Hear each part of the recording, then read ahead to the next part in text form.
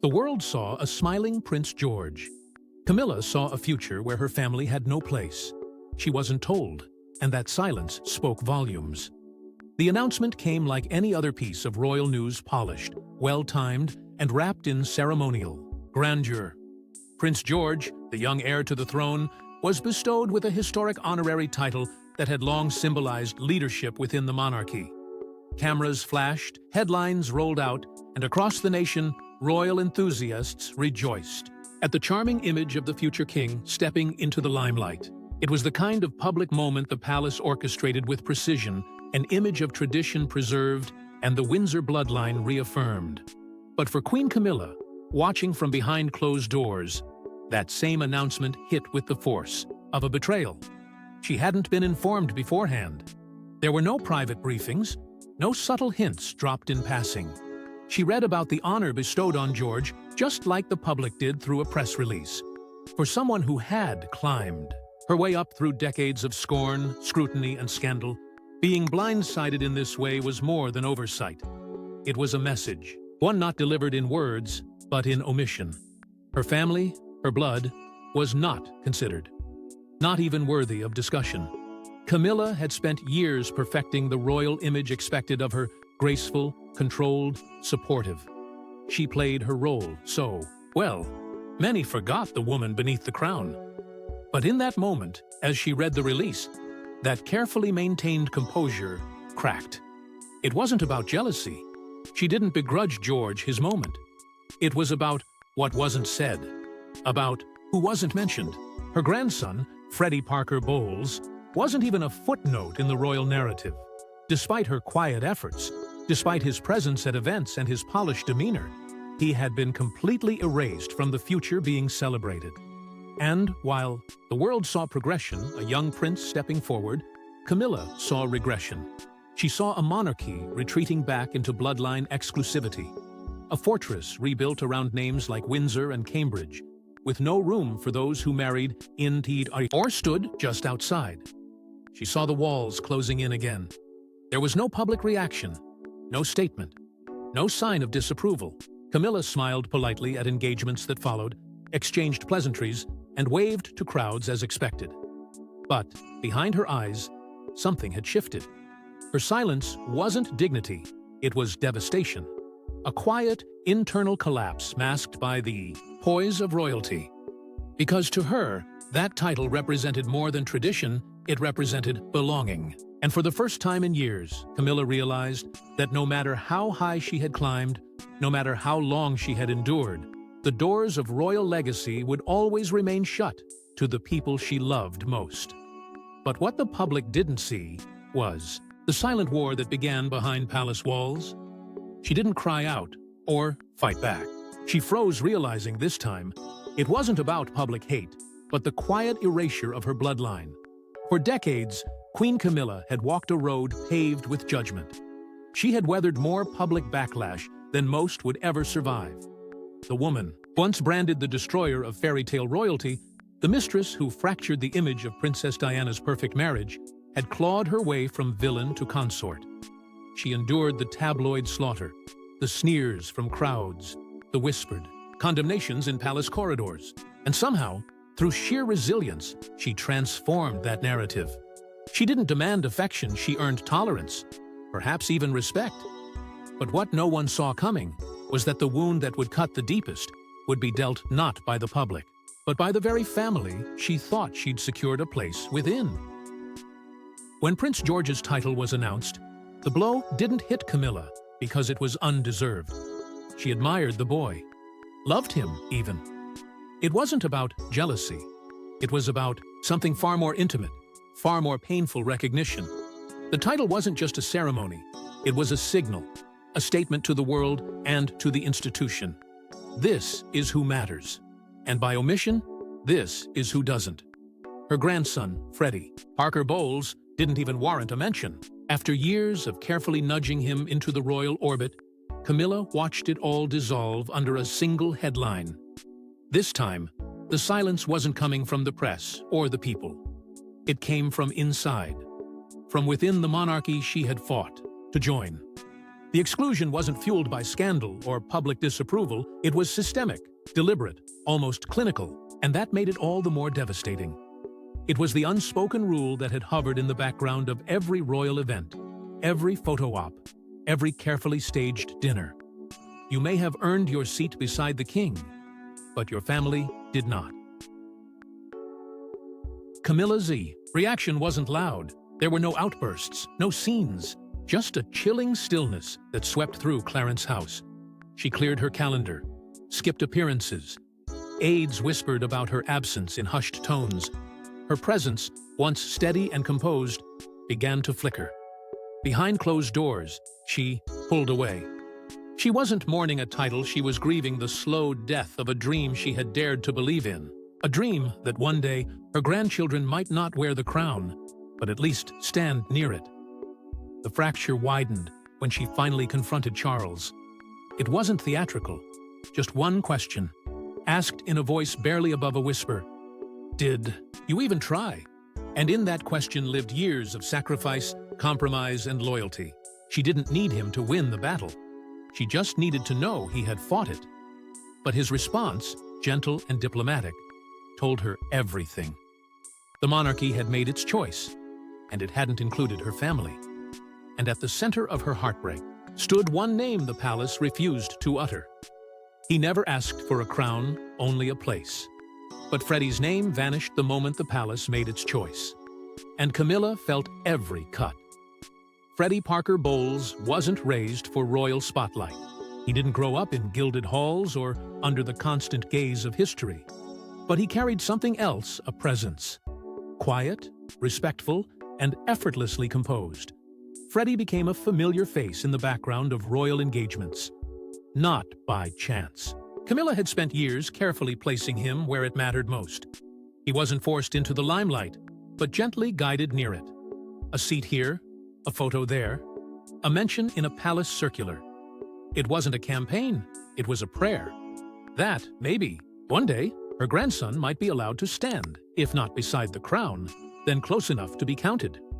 Camilla never pushed, never demanded. She knew how this institution worked, how fragile its traditions could be, and how easily the wrong move could shatter everything. So she kept it subtle, strategic. When palace photographers arranged their frames, she ensured Freddie was included. When invitations were sent for key events, she nudged his name forward. He was charming, polished, and perfectly mannered. The kind of young man who could hold his own at any royal function without attracting controversy. Slowly, and ever so carefully, Camilla wove him into the tapestry one stitch at a time. But none of it mattered. Not when the title was announced. Not when the monarchy decided who would carry forward the legacy. Freddie's name didn't just go unmentioned, it vanished. Erased with a single press release. Camilla's quiet labor, years of precision, all reduced to nothing. It wasn't that Freddie had been denied a title. It was that he had been made invisible. The message was loud and clear, even if unspoken. This family line stops here. Freddie wasn't blind to the shift. He may not have understood the full weight of royal politics, but he noticed the absence. He noticed when he wasn't called for events he once attended. He noticed the way conversations moved around him. And Camilla noticed, too, every hesitation, every silence. Because this wasn't just about one boy. This was about an entire lineage being quietly rejected. He had become the embodiment of Camilla's dream, a dream of a monarchy that could evolve, include, adapt. A monarchy where love and loyalty might count just as much as blood. But that dream died the moment the cameras turned on Prince George and Freddie stood unseen behind them. Yet even quiet. Dreams couldn't withstand the cold hand of tradition. For William, blood decides destiny. No sentiment, no step relatives.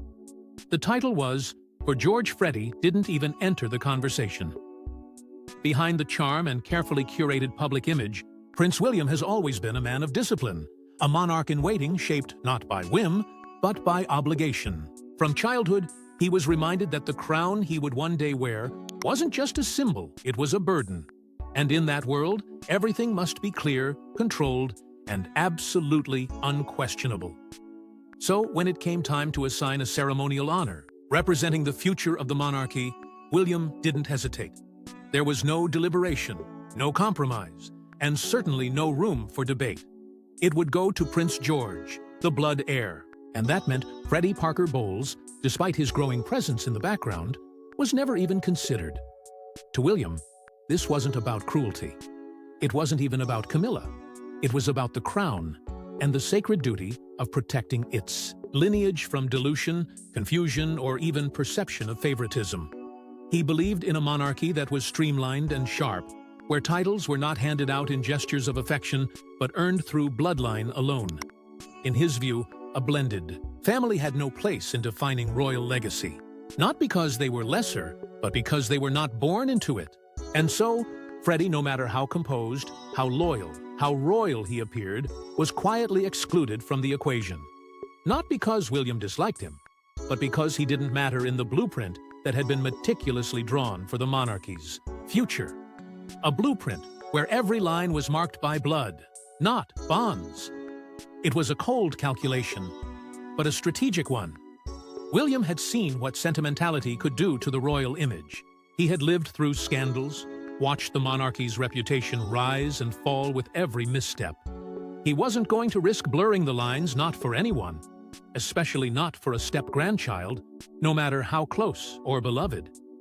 In a world governed by perception, Freddie represented risk, and risk had no place in the plan. Camilla's years of subtle maneuvering, her hopes stitched into silent gestures, were all swept away by William's refusal to bend. And the sting wasn't just in the rejection, it was in how effortlessly it was done. Without announcement, without explanation, and without resistance. It was simply understood that Freddie did not qualify. There was no meeting, no conversation, just a quiet line drawn in the sand. For William, the monarchy was bigger than feelings. It was an institution first, and if keeping it pure meant shutting out anyone who didn't carry Windsor blood, then so be it. But if Camilla had hoped Charles might defend her, she was mistaken. Camilla expected her king to protect her family. But Charles stayed quiet, and his silence echoed louder than any royal decree.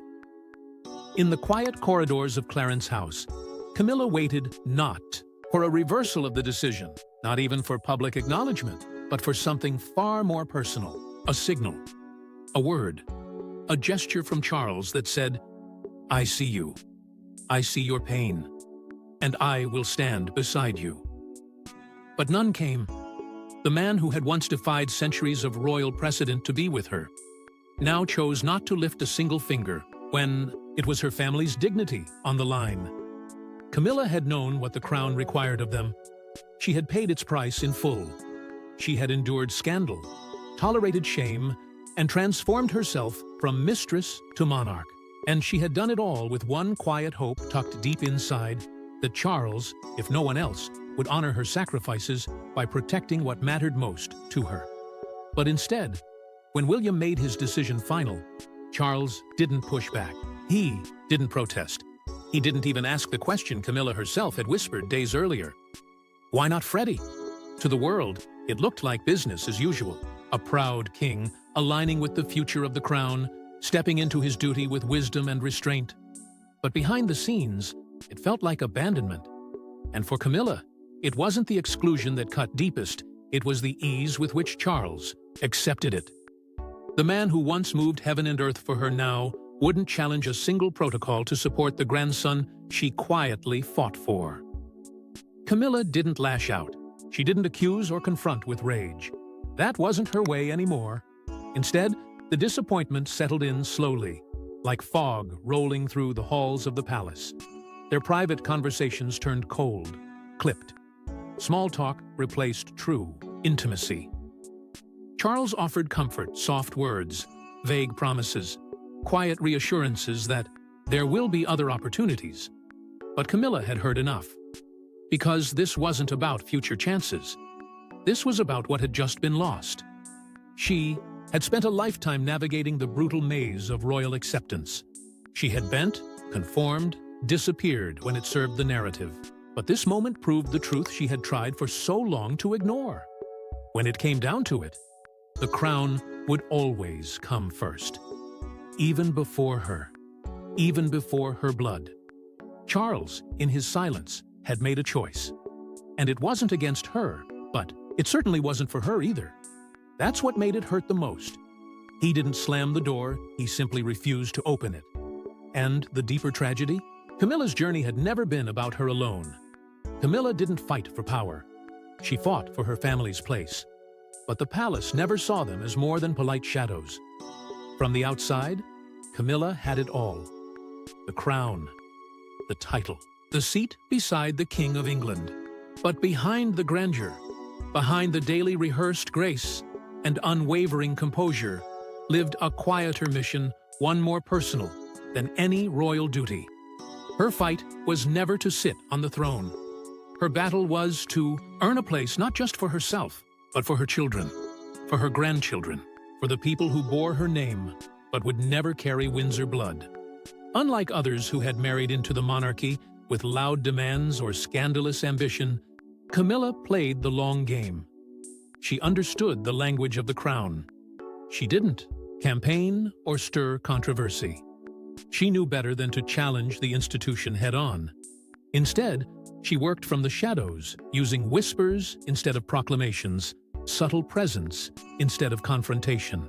Freddie, Tom, and Laura were never thrust into the spotlight, but they were never completely out of sight either. She ensured they were close enough to be seen, close enough to feel like they belonged, even if only just. It was all deliberate. Every photo where Freddie stood near a senior royal, every mention of Laura in an internal palace memo, every carefully crafted seating chart. These weren't coincidences. They were Camilla's quiet rebellion, a soft but persistent campaign, not for titles, not for thrones, but for recognition. A silent message that her family, though not born royal, had earned the right to be considered part of its story. She believed that loyalty would speak louder than lineage, that discretion and duty might buy her family something even titles couldn't, dignity within the legacy. She never asked for grand gestures, no medals, no public declarations, just space, just presence, just a nod that her bloodline, while not Windsor, was still worthy of standing in the frame. But as the months passed and the institution remained unmoved, that hope began to crack. Freddie's name, once softly circulated in palace whispers, disappeared altogether. Tom and Laura, ever composed, stepped back further into silence. And Camilla, ever the strategist, began to see the truth. Her efforts hadn't failed because they weren't noticed. They failed because they were never meant to succeed. The monarchy had room for roles, but not for revisions. It would bend for romance, forgive scandal, even reinvent tradition when needed. But it would not make space for outsiders. Not truly, not deeply, not permanently. Her family, no matter how well-behaved, how well-positioned, how loyally supportive, would always be treated as guests in a house they would never be allowed to own. And as that reality set in, Camilla's quiet push slowed. The dinners ended. The photo ops dried up. The mentions ceased. Not because she had given up, but because the wall had been made visible, and no amount of subtle maneuvering could move it. But inside the palace, resistance came just as silently and more firmly. Kate wasn't cruel, but she was calculated. To preserve the Windsor image, Freddie's inclusion was quietly shut down, without a word. Where William enforced the rules, Kate mastered the optics. She understood the monarchy not just as a lineage, but as a brand, an image that had to be guarded with surgical precision.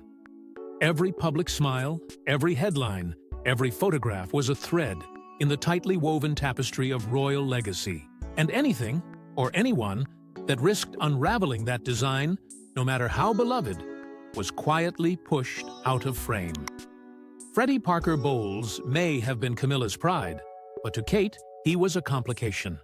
A reminder of a lineage that didn't quite fit the script she and William had worked so hard to restore. In private discussions, whispers occasionally circled about a possible honorary mention for Freddie, something symbolic, nothing grand. But even those hushed ideas died before they reached the surface. Because within the palace's innermost circle, every detail was scrutinized, and Freddie, despite his polish and poise, raised questions. Questions the future queen wasn't willing to answer. How would the public react? Would this be seen as nepotism? Would it blur the line between heritage and favoritism? Kate, trained in caution and raised by public scrutiny, saw only one path forward: clean, controlled, undisrupted. To her, royal tradition wasn't just about bloodlines. It was about the message: a monarchy that doesn't make exceptions, a monarchy that doesn't flinch under sentiment. Freddie's presence, no matter how innocent or unassuming, risked opening a door that Kate was determined to keep shut, a door that might make the public question what makes someone royal and who gets to decide. And that uncertainty, that ambiguity, had no place in the dynasty she and William were protecting for their children. It wasn't personal. That's what made it so devastating. There was no animosity, no conflict, no outright denial. Just silence. Freddie's name didn't come up in meetings. His face began disappearing from photos. The subtle nods of inclusion that Camilla had spent years orchestrating were quietly undone, not with confrontation, but with omission. And Kate, always calm, always composed, ensured the message remained unsaid but understood. Only Windsor blood belongs in the spotlight. Camilla watched the quiet erasure with growing dread. There had been no argument, no scandal, no misstep to explain it. Only a void where her grandson once stood. A deliberate absence carried out with grace and finality. And she realized that her hopes for Freddie hadn't been rejected. They had been deleted, as if they'd never existed. Camilla wasn't just excluded. She was erased from the future she helped shape. No headlines covered it. But Camilla's light dimmed. Events skipped. Smiles faded. And behind closed doors, she mourned what might have been. There was no official announcement, no public explanation for her sudden absences. The Queen Consort, once a steady figure at nearly every engagement, began to vanish from the royal stage quietly, discreetly, especially when the events were hosted by William and Kate, the ones that highlighted the future of the crown, the ones where her presence might have reminded people of the past and of the people left out of the future. Camilla pulled back, not in rebellion, but in resignation, because she had seen the truth written between the lines, carved into protocol, and decisions made behind velvet curtains. Her family would never be part of what came next. Those closest to her noticed first. Her staff whispered about her silences. Her eyes, once quick with warmth, now stayed lowered during meetings. Her movements became slower, more automatic. Royal duties performed with the same precision, but none of the heart. She was doing the job, not living the role. And while the public still saw the same calm exterior, those behind palace walls described her with one chilling word: haunted. Freddie, too, began to notice. He didn't need a press release to understand what had happened. He just had to look around.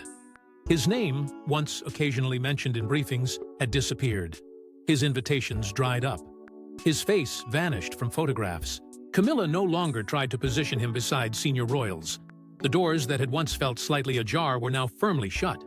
And though he never said it aloud, the hurt showed in his eyes. He understood enough to know he wasn't welcome. For Camilla, this was the quiet collapse of a dream she had never dared speak too loudly. The realization that her family wasn't just excluded, they were erased. Not by scandal or disgrace, but by design. The royal machine moved on without them, and she was expected to smile and wave as if nothing had changed. But everything had. She kept showing up when she had to. She still stood beside Charles at national ceremonies, still fulfilled her obligations as Queen Consort. But there was a vacancy in her presence, a hollow note in her tone. She had given everything to the monarchy, her past, her reputation, her identity. And now, standing at its peak, she understood the final cost. She was accepted, but only alone. In the end, the kingdom she helped hold together left her family standing. Outside its gates, she won the crown, but lost the legacy. In the end, Camilla stood alone, knowing her family would never walk the royal path beside her. There came a moment when even Camilla stopped fighting it. No more carefully placed photos. No more whispers about honorary titles. No more quiet lobbying behind closed doors. She understood truly and painfully that her chapter in the royal saga would end with her. The crown she now wore would never pass through her bloodline. Freddie, who once stood so close to the throne, would never be more than a forgotten footnote. And the people she had fought for, sacrificed for, protected in silence, they would not be remembered in the legacy of the monarchy. Not in name, not in title, not in history. This wasn't a scandal. There was no drama, only silence. That's what made it so haunting. Camilla had risen from the ashes of public hatred, rebuilt her image, won the right to stand beside the king. But now, she realized what that crown really represented. Not inclusion, not transformation, survival, her survival, not her family's. Because while the palace had accepted her, it had drawn a hard line that excluded everyone who came with her. Charles, in his own way, thought it would pass. He believed she would adjust, move on, that the weight would fade. But he didn't see what had been truly lost. It wasn't just a title or a role, it was everything she had dreamed might finally be possible. The quiet hope that the people she loved most could walk through the doors she had opened. That her redemption might extend beyond herself. But instead, she had opened a door and found it led only to her own isolation. Behind every event, every wave to the crowd, every polished public appearance, that truth followed her. The monarchy had spoken not in cruelty, but in finality. It had drawn a line in tradition and dared anyone to challenge it. Freddie wasn't overlooked.